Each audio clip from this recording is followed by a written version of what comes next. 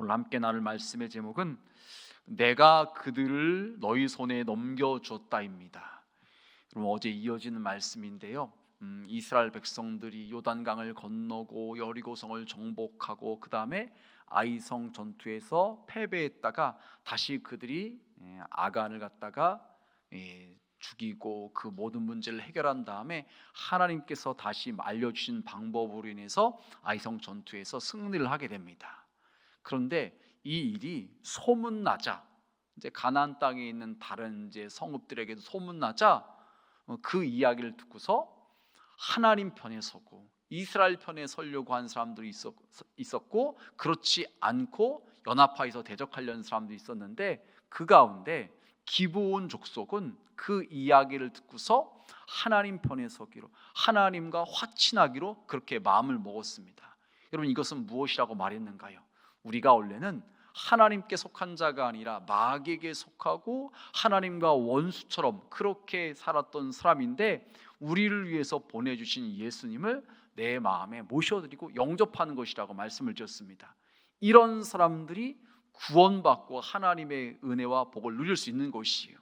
하나님께서 우리의 구원을 위해서 예수님을 보내셨음에도 불구하고 받아들이지 않고 대적하고 끝까지 하나님과 반대편에 선 사람은요 결국에는 하나님 앞에 서는 날 영벌에 처할 수밖에 없다는 것입니다. 지옥에 들어갈 수밖에 없다는 거지요.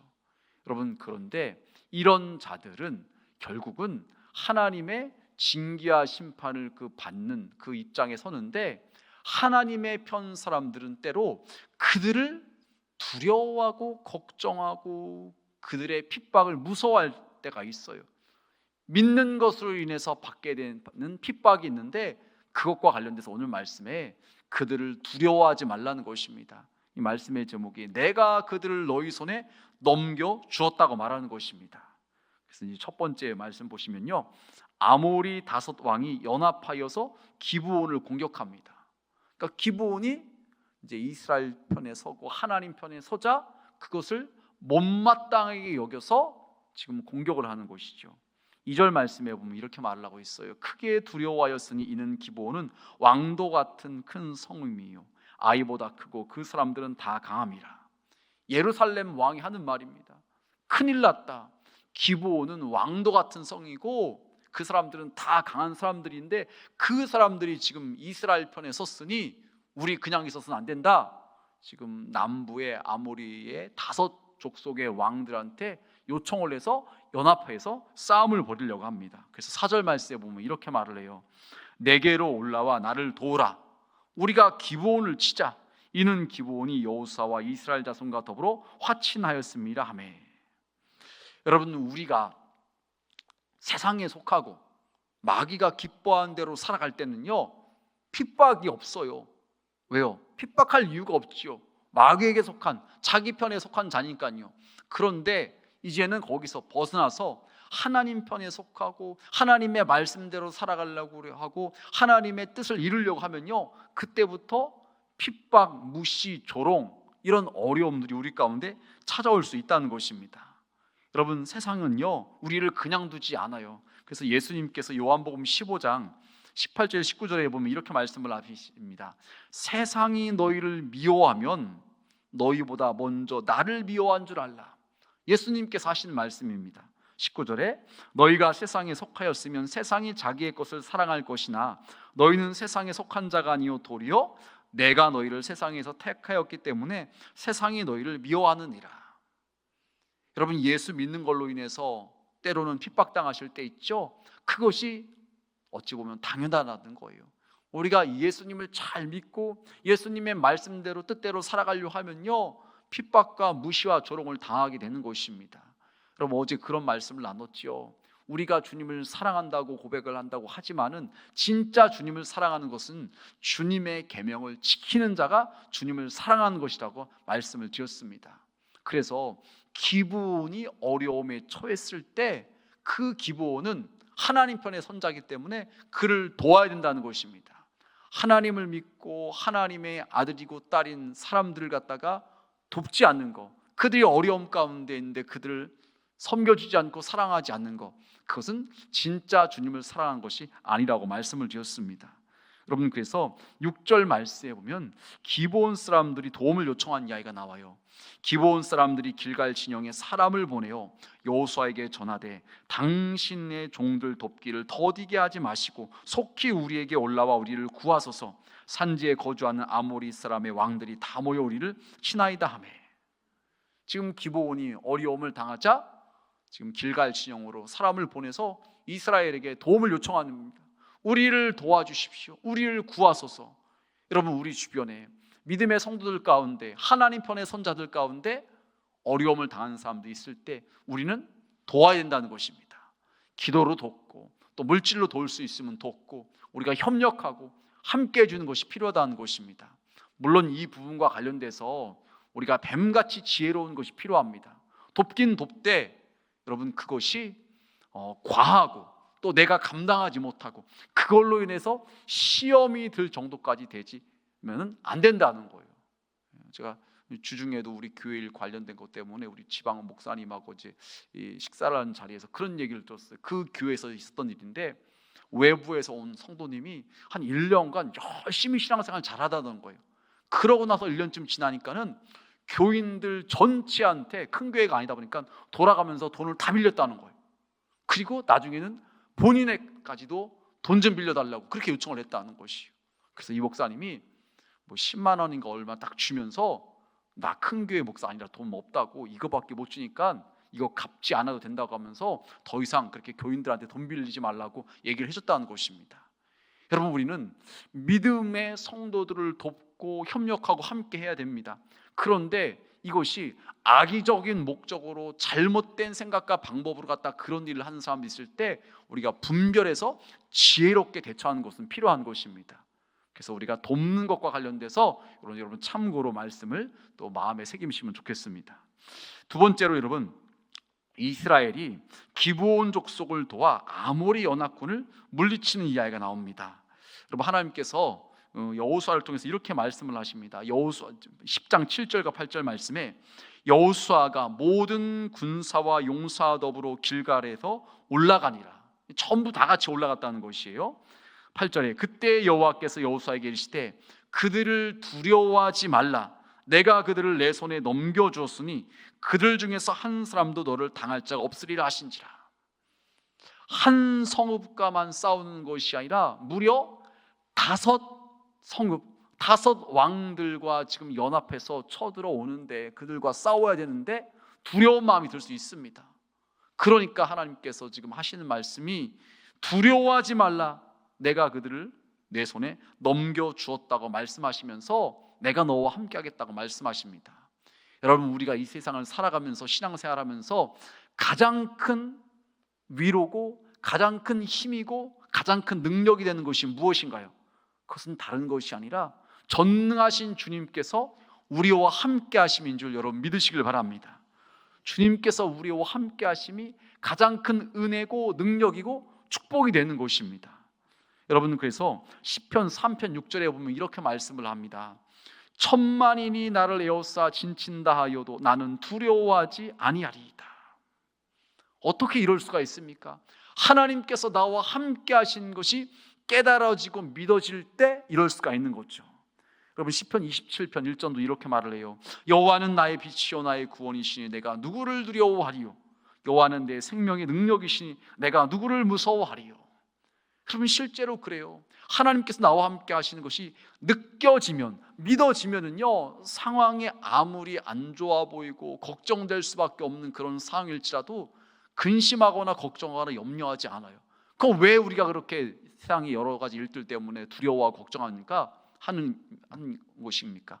바로 하나님께서 함께 하심이 내가 믿어지지 못하고 깨닫지 못하고 마치 하나님께서 나와 상관없이 멀리 있는 것처럼 느껴지기 때문에 그런다는 것이에요. 그래서 오늘 말씀에 하나님께서 여호수아 이스라엘 백성들 이상 하시는 말씀이 내가 너희와 함께 하니까 두려워하지 말라. 그들을 네 손에, 너희의 손에 넘겨주었다고 말씀을 하시는 것입니다. 여러분, 그래서 기브온을 돕기 위해서 여호수아와 이스라엘 백성들이 최선을 다해 돕습니다. 하나님께서 최선을 다해 도우라고 말씀하셨기 때문에, 그래서 9절 말씀에 보니까 이렇게 말을 해요.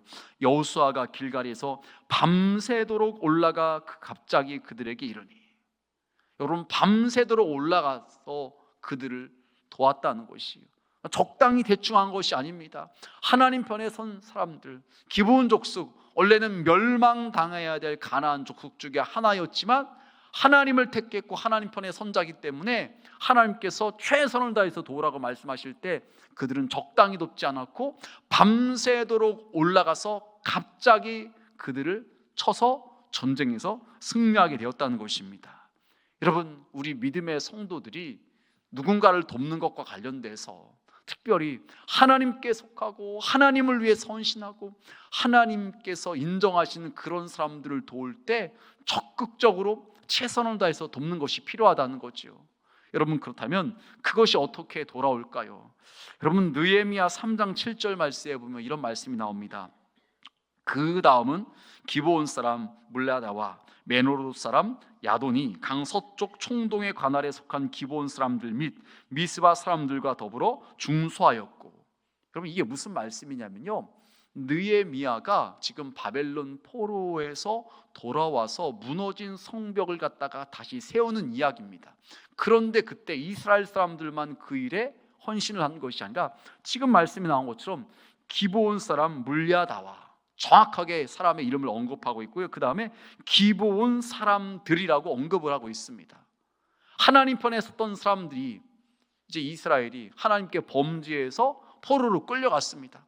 그들의 힘이 약해진 것이에요.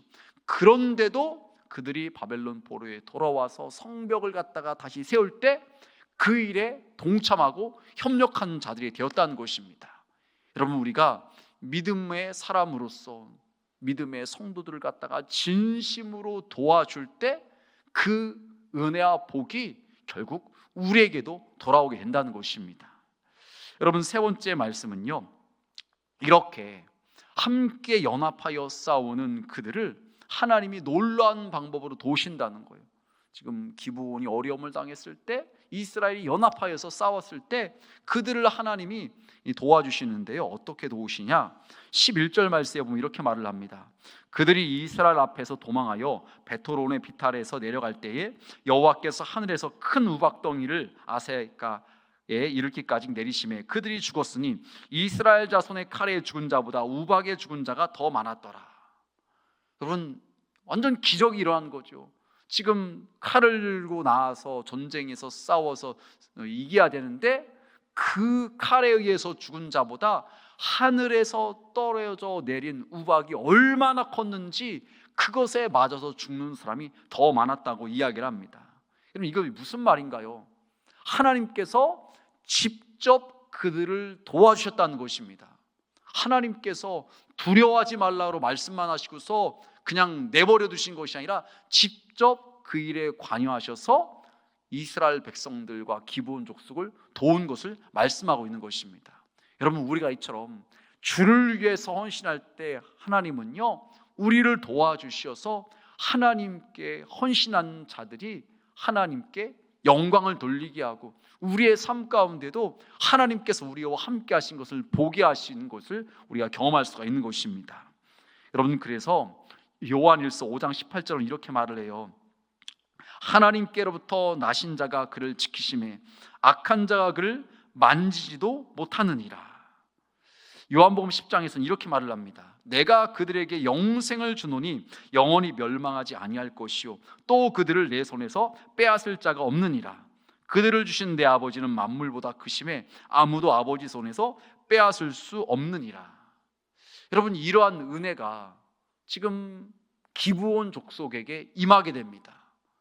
어느 누구도 그들을 만지지도 못하고 하나님께서 지켜주신다. 그들을 내 손에서 빼앗을 자가 없다. 하나님의 보호하심에 대한 약속의 말씀입니다. 여러분, 그는 생각해 보세요. 기브온 족속이 원래는 가나안 땅에 살던 사람으로서 우상을 숭배해야 했고 음란함이 극에 달한 사람들이 가나안 사람들이었습니다. 그래서 그 땅을 하나님께서 이스라엘을 통해서 정복하시며 그 땅을 이제 새롭게 하셔서 그 땅이 하나님 나라가 되게 만드시려고 지금 이스라엘 백성들이 그 땅을 지금 정복해 나가고 있는 것입니다. 여러분, 그런데 기브온이 한 게 뭐가 있나요? 그냥 위장을 해가지고서 거짓말로 속여서 지금 그들이 하나님 편에 서고 살게 되었는 것입니다. 여러분, 그런데 하나님께서는요, 이것을 귀하게 여기시고 믿음으로 여겨주셔서 그들이 하나님께 속한 자로 받아들이시고 그들에게 은혜를 베푸셨다는 것입니다. 그럼 이것이 바로 예수 믿는 원리와 똑같은 거지요. 원래 우리는요, 예수 믿기 전에 마귀에게 속해서 마귀가 원하는 대로 마귀가 기뻐하는 일을 위해서 살았던 사람들이 우리였던 것입니다. 그런 우리가 복음을 듣고서 하나님에 대한 이야기를 듣고서 그래, 나도 예수 믿어야 되겠다, 예수 믿고서 이제 구원받고 이제는 거듭난 존재가 되었기 때문에 하나님께서 우리를 지켜주신다는 거예요. 보호해 주신다는 것입니다. 우리와 함께 해주신다는 것입니다.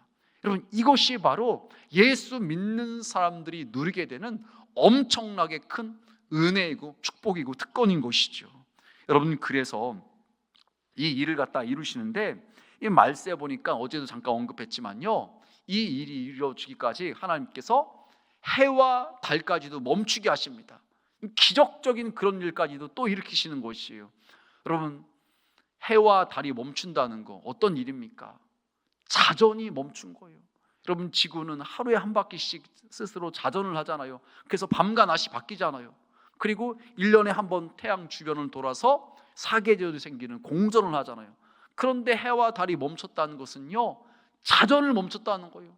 아주 기적이 일어난 거죠. 하나님은 이런 방법까지 동원하셔서 하나님 편에 속한 자들을 지켜주시고 그들이 승리케 하신 것을 도와주셨다는 것입니다. 그럼 마지막으로 네 번째로, 아모리 5왕을 끝까지 쫓아가서 진멸하는 것에 대한 이야기가 나옵니다. 여러분, 전쟁에서 패하는 이 아모리 족속의 이제 5왕들은요, 이 전쟁에서 패하니까 이제 도망을 가서 동굴에 숨어버립니다. 그러자 여호수아가 어떻게 하느냐, 그 동굴을 돌로써 입구를 막아놓고서 계속해서 나머지 다른 적군들을 갖다 쫓아가서 진멸을 합니다. 그런 후에 다시 돌아와서 어떻게 하는지 24절에 이렇게 말을 합니다. 그 왕들을 여호수아에게로 끌어내매 여호수아가 이스라엘 모든 사람을 부르고 자기와 함께 갔던 지휘관들에게 이르되 가까이 와서 이 왕들의 목을 발로 밟으라 하매 그들이 가까이 가서 그들의 목을 밟으매, 그냥 죽이는 걸로 끝나는 것이 아니라 백성들을 불러내서 그 왕들의 목을 갖다가 밟게 만듭니다. 그것으로 끝나지 않습니다. 26절과 27절 이렇게 말을 합니다. 그 후에 여호수아가 그 왕들을 쳐 죽여 5 나무에 매달고 저녁까지 나무에 달린 채 두었다가 해질 때에 여호수아가 명령하매 그들의 시체를 나무에서 내려 그들이 숨었던 굴 안에 던지고 굴 어귀를 큰 돌로 막았더니 오늘까지 그대로 있더라.